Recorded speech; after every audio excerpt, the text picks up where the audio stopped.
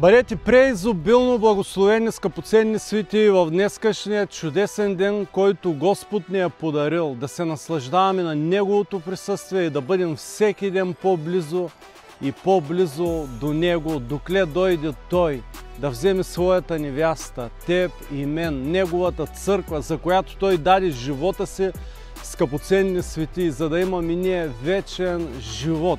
Скъпоценни светии, Словото, което днес ще те освободя от изключителна важност и те моля да го споделиш, да го харесаш и просто да го приемеш с едно амин. Братко и сестро, откровението, което ти освобождавам, не е от плът и кръв, но от живият Бог. Когато едно човешко тяло умре, духовете, които са биле в него, нечистите духове, напускат това тяло и започват да търсят друго тяло, което е живо. Искам да го хванеш това, братко и сестро.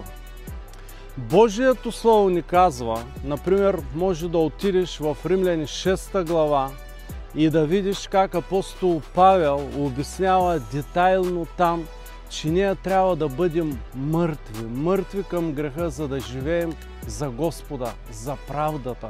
Защото това нашето тяло, човешкото тяло, ако не е мъртво за греха, няма как да живее за правдата. Защото тялото само по себе си е корумпирано. И всеки човек, който се роди от жена, се ражда с наследствения грях на Адам и Ева.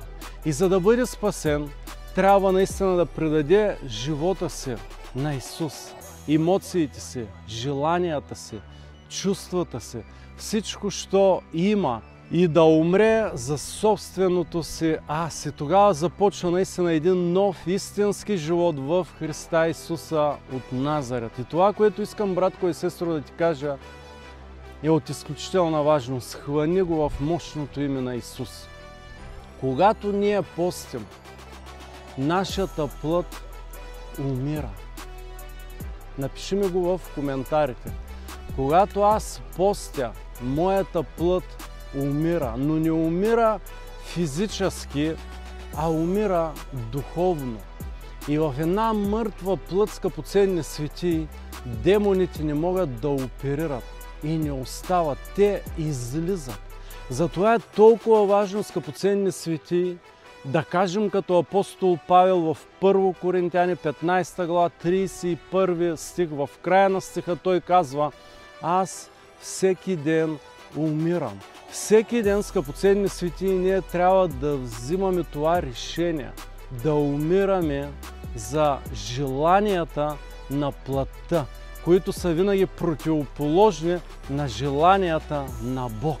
Така че, братко и сестро, това, което искам да ти кажа е, когато ние постим, буквално отделяме нашата плът от духа и започваме да следваме духа.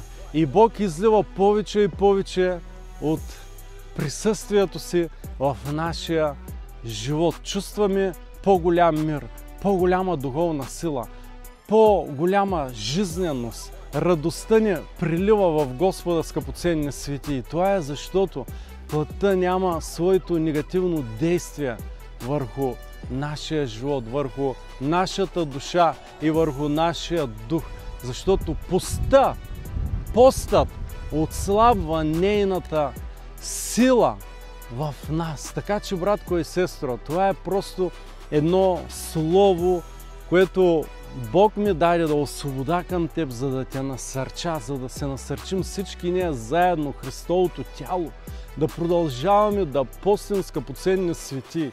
Аз даже имам желание да поста повече от 2 дена всяка седмица, защото виждам огромния, блестящият ефект на Бог в моя живот. Така че пости, братко и сестро. Пости в мощното име на Исус. Ако не си постил от много време, започни с малко, но бъди постоянен и постепенно твоето тяло ще може да пости. Постепенно плодът на Святия Дух, себевладение, ще ти дава огромна сила да не търсиш храна, напитки, за да можеш да издържаш, да постиш. И Бог ще те издига с крила като на орел, ще благославя тебе, хората, за които ти се молиш. Домът ти ще благославя. И ти само ще се наслаждаваш всеки ден и всяка нощ за всичко, което Бог прави в твоя живот и ще му благодариш, братко и сестро. Така че посланието ми днес е, когато постиш, твоята плът буквално умира, нейните желания се загасват. И в една мъртва плът демоните не могат да оперират. И следващото, което става с тях, те напускат.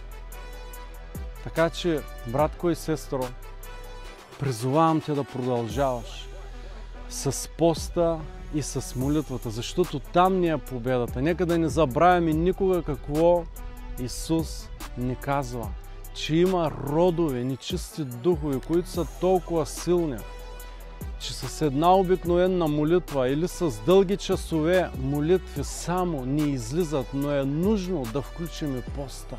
Така че проблемите, които не си могъл да разрешиш в себе си или в твоя дом, или за хората, за които се молиш, братко и сестро, сега е времето да ги разрешиш чрез пост и молитва. Така Бог ни дава превъзходна победа, за да ходим така на тази земя, както е ходил Той, като абсолютен победител на всяка една ситуация и област в живота, скъпоценни светии. Благославяме с това слово да попие във вас надълбоко и да произрасте плод за вечен живот, плод за благословения, за радости от Господа в мощното име на Исус, скъпоценни светии. Амин, Татко Святи, и амин.